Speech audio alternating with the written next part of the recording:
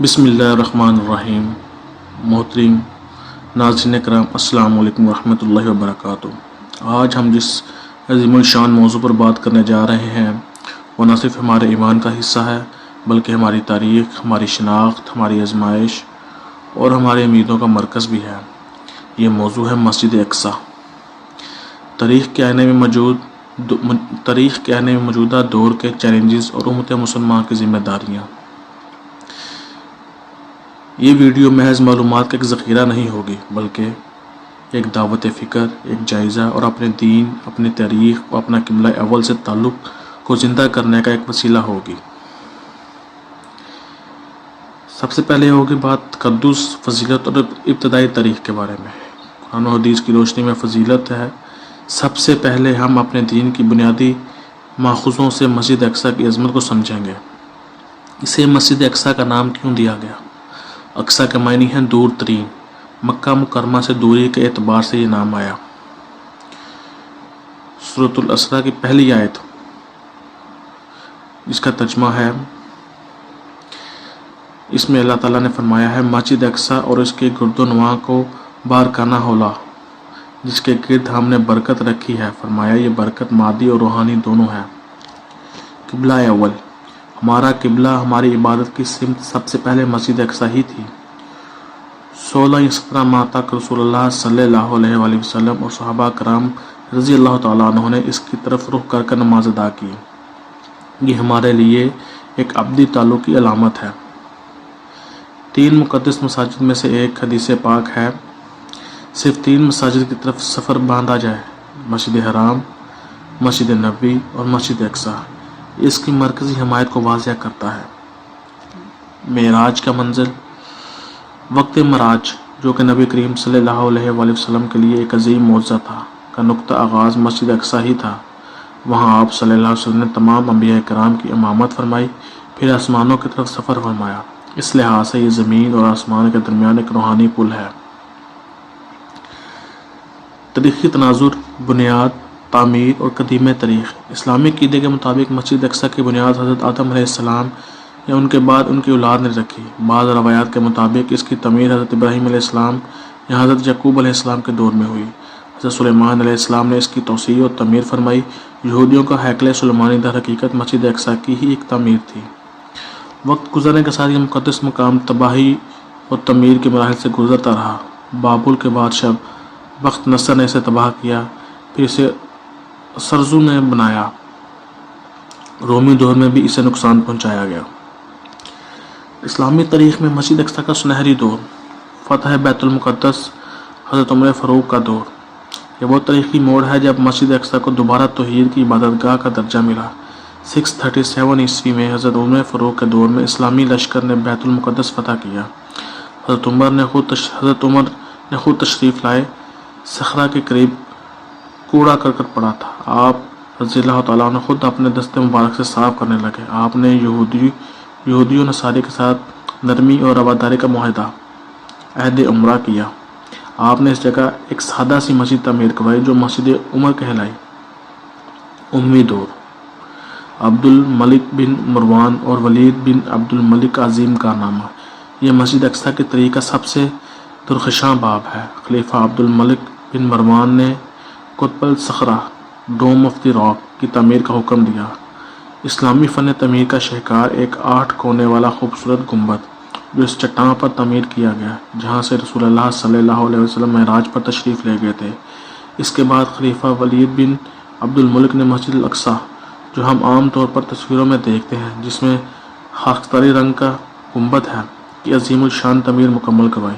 یہ دونوں عمارتیں آج بھی قائم ہیں اور اسلامی ثقافت اور تہذیب کی پہچان ہیں۔ صلیبی چلغار، صلاح الدین ایوبی اور فتح مقدس۔ 1099 عیسوی میں یعنی 1099 عیسوی میں صلیبیوں نے بیت المقدس پر قبضہ کر لیا۔ مسجد اقصی کو بادشاہ کا محل، اسپتال اور چرچ بنا دیا گیا۔ قتل عام ہوا۔ یہ امت مسلمہ کے لیے ایک بہت بڑا صدمہ تھا۔ پھر صلاح الدین ایوبی جیسے عظیم مجاہد نے 1187 عیسوی میں فتح مقدس کے ذریعے دوبارہ مسجد اقصی کو آزاد کرایا۔ انہوں نے مسجد کو صاف کروایا، محراب کی تعمیر نو کی، منبر نصب کیا اور اسے دوبارہ مسلمانوں کے لیے کھول دیا۔ مملوک اور عثمانی دور۔ اس کے بعد مملوک اور پھر عثمانی ترکوں نے بیت المقدس اور مسجد اقصیٰ کی خدمت کی۔ عثمانی سلطان سلیمان النقوی نے شہر کے فصیلوں، پانی کے نظام اور مسجد کی مرمت کا کام کیا، یہاں تک کہ پہلی جنگ عظیم تک یہ خطہ عثمانی خلافت کے زیر نگرانی رہا۔ موجودہ دور کا المیہ، صہیونی قبضہ اور مقبوضہ بیت المقدس۔ صہیونی طریق اور برطانوی استعمار۔ 20ویں صدی کے آغاز میں یورپ میں پہلی صہیونی تحریک نے فلسطین میں یہودی ریاست قائم کرنے کا منصوبہ بنایا۔ برطانوی استعمار نے بلفور ڈکلیریشن 1917 کے ذریعے اس منصوبے کو قانونی جواز دیا۔ 1948 کی جنگ اور تقسیم۔ برطانیہ کے جانے کے بعد 1948 میں صہیونی گروہوں نے فلسطین کے بڑے حصے پر قبضہ کر لیا۔ بیت المقدس کا مغربی حصہ اسرائیل کے قبضے میں چلا گیا، جبکہ مشرقی حصہ، جس میں مسجد اقصیٰ واقع ہے، اردن کے پاس رہا۔ 1967 کی جنگ اور مسجد اقصیٰ پر مکمل قبضہ۔ یہ وہ سیاہ دن تھا جب 6 جون 1967 کو اسرائیلی فوجوں نے مشرقی بیت المقدس پر قبضہ کر لیا۔ مسجد اقصیٰ براہ راست اسرائیلی کنٹرول میں آ گئی۔ اس دن سے آج تک مسجد اقصیٰ ایک مقبوضہ عبادت گاہ ہے۔ قبضے کے بعد کے اقدامات۔ 1969 میں آگ کا واقعہ۔ ایک اسٹیلوی یہودی مائیکل ڈینس روہن نے مسجد اقصیٰ میں آگ لگا دی، جس سے تاریخی ممبر صلاح الدین جل کر راکھ ہو گیا۔ جس سے تاریخی ممبر صلاح الدین جل کر راکھ ہو گیا۔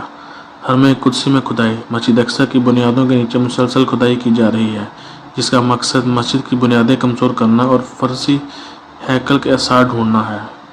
یہودی نشستوں کا قیام۔ مشرقی بیت المقدس میں آباد کاری کے ذریعے فلسطینیوں کی جڑیں کاٹنے کی کوشش۔ عبادات میں رکاوٹیں۔ مسلمان خصوصاً نوجوانوں کے لیے مسجد میں داخلے پر پابندیاں، نماز کے اوقات میں جبری طور پر مساجد بند کرنا، نمازیوں پر حملے۔ اقصیٰ کے اندر غیر مسلموں کی یلغار۔ انتہا پسند یہودی گروہ مسلح ہو کر مسجد اقصیٰ کے اندر گھستے ہیں، جو ایک واضح جارحیت ہے۔ وقفی امور میں مداخلت۔ اسرائیل مسجد کے نظام، جو اردن کے وقف کے تحت ہے، میں مسلسل مداخلت کرتا ہے۔ تقسیم کا منصوبہ۔ مسجد اقصیٰ کو وقت اور جگہ کے اعتبار سے یہودیوں اور مسلمانوں میں تقسیم کرنے کی سازش۔ حضرات کرام، ناظرین کرام، تاریخ بتا چکی ہے کہ جب بھی مسجد اقصیٰ خطرے میں پڑی، امت کے کسی نہ کسی گوشے سے اس کی مدد کے لیے سپاہی اٹھے۔ عمر فاروق تھے، صلاح الدین ایوبی تھے۔ سوال یہ ہے کہ آج ہم کہاں ہیں؟ عملی ذمہ داری۔ سب سے پہلے ہمیں اپنے نوجوانوں، اپنی نسلوں کو مسجد اقصیٰ کی صحیح تاریخ، اس کے تقدس اور موجودہ صورتحال سے آگاہ کرنا ہوگا۔ دعائیہ ذمہ داری۔ ہماری ہر نماز، ہر دعا میں مسجد اقصیٰ اور فلسطین کے مظلوم عوام کے لیے دعا شامل ہونی چاہیے۔ دعا ہی ہمارا سب سے بڑا ہتھیار ہے۔ مادی اور اخلاقی مدد۔ ہمیں اپنی استطاعت کے مطابق فلسطینی عوام کی مادی مدد کرنی چاہیے۔ ان کے حقوق کے لیے ہر فورم پر آواز بلند کرنی چاہیے۔ میڈیا اور سفارتی محاذ۔ ہمیں عالمی میڈیا پر اس مسئلے کو اجاگر کرنا ہوگا، اپنی حکومتوں پر دباؤ ڈالنا ہوگا کہ وہ فلسطین کے مسئلے پر واضح اور مؤثر موقف بنائیں۔ وحدت کی ضرورت۔ آج مسجد اقصیٰ کی آزادی کا خواب صرف فلسطینیوں کا نہیں بلکہ پورے عالم اسلام کا مشترکہ خواب ہے۔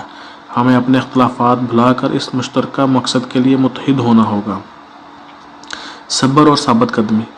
فلسطینی عوام نے جو صبر اور ثابت قدمی دکھائی ہے، وہ ہمارے لیے روشنی کا مینار ہے۔ ہمیں کبھی مایوسی نہیں ہونا چاہیے۔ اللہ کی مدد صبر کرنے والوں کے ساتھ ہے۔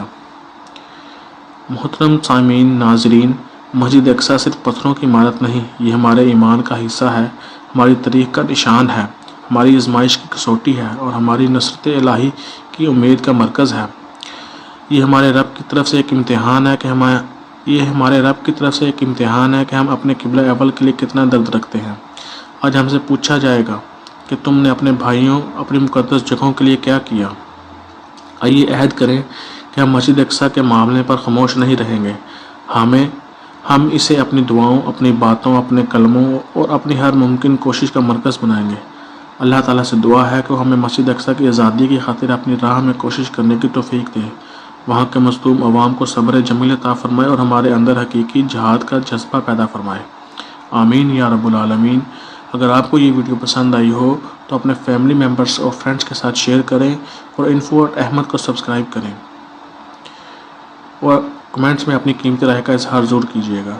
والسلام علیکم ورحمۃ اللہ وبرکاتہ۔